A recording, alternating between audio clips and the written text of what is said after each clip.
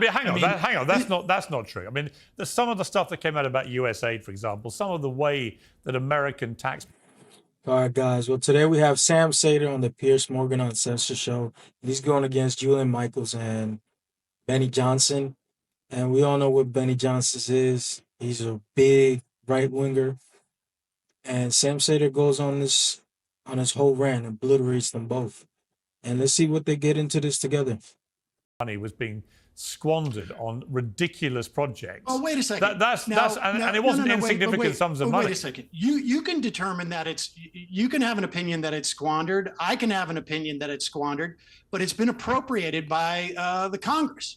And in America, we have actually both statutory, constitutional, and court cases that say the President of the United States and the executive branch cannot decide unilaterally that they're not going to appropriate money that Congress has appropriated. I mean, the line item video has been found to be unconstitutional. We have the Impoundment Control Act from 1974. We have Train v. New York City from 1974, which is a Supreme Court case which enforces that.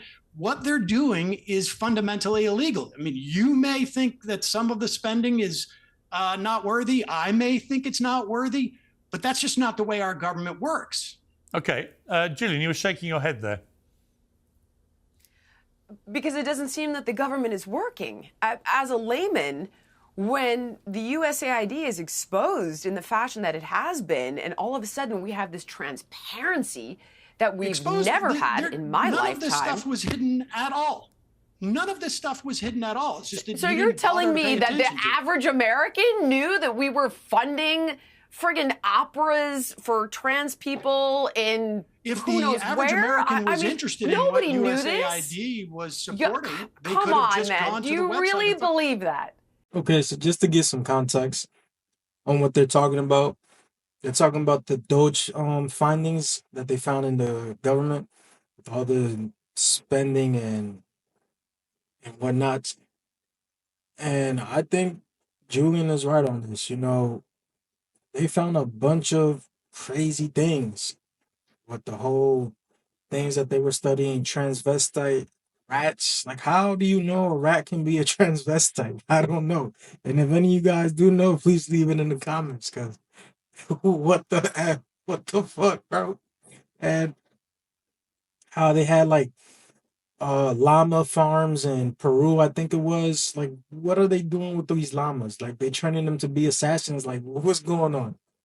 Yes, do you really believe that people knew this and this was common knowledge? And there's no question that some of this was a slush fund for the CIA. Well, actually, you know what? The truth is, you can both be right here. Oh, right? Yes. Sam is right that it was there to be found, and Gillian's right that absolutely nobody told the American people about the specifics. So actually, you can both be right. What can happen in our process of government? No, I understand. I'm not saying you're wrong. I'm not saying it wasn't there. I'm not saying it wasn't there to be found. But Benny, it was only when Elon Musk and his young team of guys with their sabers got into it, they found this stuff, right, and told people. They didn't find it. They just they publicized it. Well, exactly. But that's how the that's how the American people found out about it. They don't have authority to cut it. Yes. So Congress, Republicans control every house of Congress. They control the presidency. They could pass a bill tomorrow saying, we don't want to fund these things.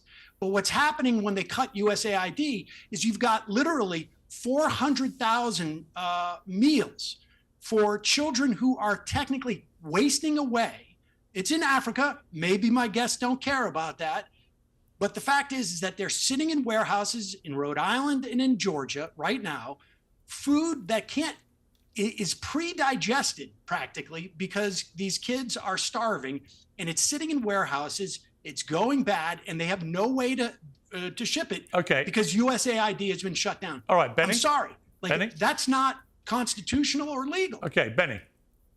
It's incredible. So I've heard the Constitution thrown around a lot here. All right, let's talk about Article 2 of the Constitution. The executive branch has a clause called the vesting clause.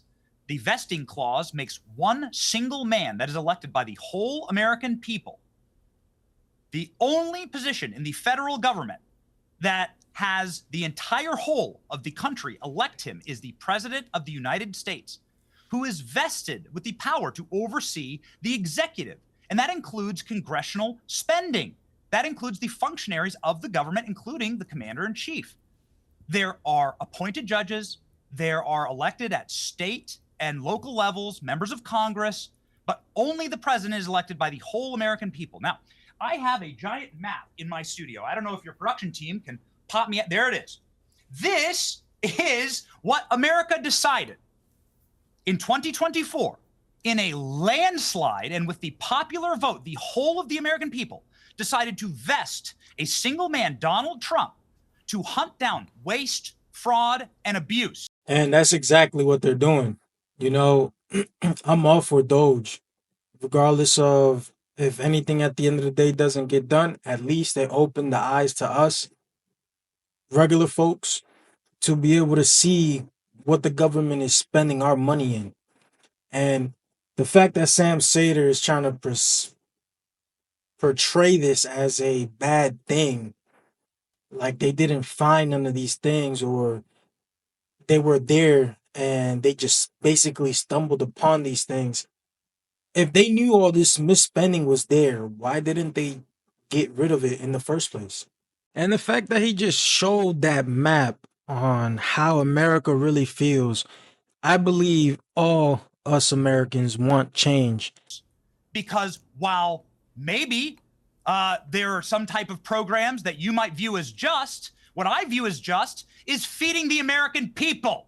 What I view as just is filling the potholes, educating, healthcare, and the capacity to serve Americans.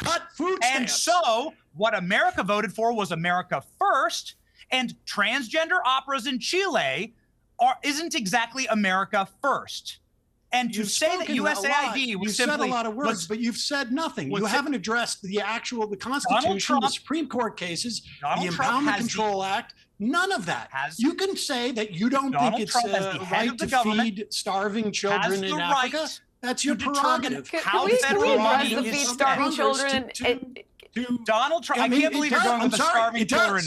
You're going with a starving children. No, it does. I mean, it does other things that you don't like. All right, let me. But it also does this. Allow the lady in the room to speak, please. USAID money spent. Let Gillian have her say. On feeding starving children, or guys, in Ukraine in 2014. Guys, let Gillian speak for a moment. Gillian. The feeding starving children thing is such a frickin' red herring. So first of all, the vast majority of this USAID bloat and corruption does not go to that. Second of all, we have children starving here in America. But third of all, and what you don't know and what you have not looked into, okay, is that read a book. It's called Save 3 Lives. And it's by the Rodale family. And it has to do with the fact that our big ag companies went into the developed world to addict their soil to our GMO crops. It's a money laundering game. They can grow their crops in their soil far more efficiently and did for thousands of years before ConAgra and Cargill and Monsanto and ADM went in. You just don't know that because you haven't done your homework. So you're like, oh, there's children starving in Africa. When really, it is about billions of dollars going to big ag. That's what that's really about. And I've seen it firsthand when I went to South Sudan and stayed at a refugee camp. So don't play your starving children card. I can't. Well, listen, it's not my card. It's just simply the reality. And the fascinating thing about this, your card, though. Piers, your game is like nobody's empathetic because children are starving. We are talking about let him respond, Gillian. Let him respond. USAID is a percentage point, like literally less than 1% of the U.S. budget. But because there is this attitude amongst the, frankly, it's not just USAID. I don't like them cutting the IRS. I don't like them cutting the EPA. I don't like them cutting Labor Department. I don't like them cutting the National Labor Relations Board. I don't like them cutting the FDA. Do you like the level of do you like the level of debt your country's in? I don't think it's as much of a problem as you do. But here we know that. All right, so just to talk about this, the fact that Sam Seder is saying that he really doesn't think the amount of debt the United States has is a problem. I think it's a major problem. It is a major problem. And a third of that is owed to China. If we don't start paying off this debt, this country will crumble. And I'm not for the best country in the world to be crumbling. Regardless of how a lot of people feel about America, America's still the land of the opportunity and home of the brave. And the fact that he's saying that it's not that big of a deal is crazy to me, because it is a big deal. Debt shot off like a rocket with the Bush tax cuts and then with the Trump tax cuts, and they want to extend those. And so if we want to deal with the debt, and if that's a genuine concern, we can go back to the time in this country where we had the greatest economic expansion during the 50s and the 60s, when we had a top tax marginal rate of 90% of every dollar that would be earned over $470,000. Today, it would be $3 million. And if these guys are very concerned about the debt and deficit, we have a way of raising that money. We can go back to the greatest economic time of this country. So if that's genuinely their concern, we have that power to do it. I mean, we're not. Yeah, no, F that. F that. Because that would mean once you hit that certain level, that cap breaker, I guess, if I make a dollar, you taking 90 cents and I'm only making 10 cents out of that dollar. No, F that. No, that's a big no for me. And if you guys think it's a no too, leave no's in the comments. Leave no's in the comments. Spending as a function of GDP, we're not spending significantly more per capita than we were in those years. The problem is that we don't have the revenue. There's been huge tax cuts for millionaires and billionaires, and presided over by two Republican administrations over the past 20 years. Okay, Benny, on that point, respond. Piers, I love it. I love it. This is my favorite argument I've ever heard on your show. I love it. Go to the American people. Sam, I beg of you, join the DNC, run for DNC chair. I'll do anything, okay? I want your ideas to be the ideas that Democrats bring to the midterms and to the 2028 election. More IRS agents. Raise taxes to 90% of wages. I love it, Sam. No, How do not I get you in the wages, chair, man? 90%. How do I do every it? dollar. How do I do it? Where can I donate, Sam? Just send the money to me directly. It's the greatest. So I'm just gonna leave it there for this segment of the Piers Morgan Uncensored show.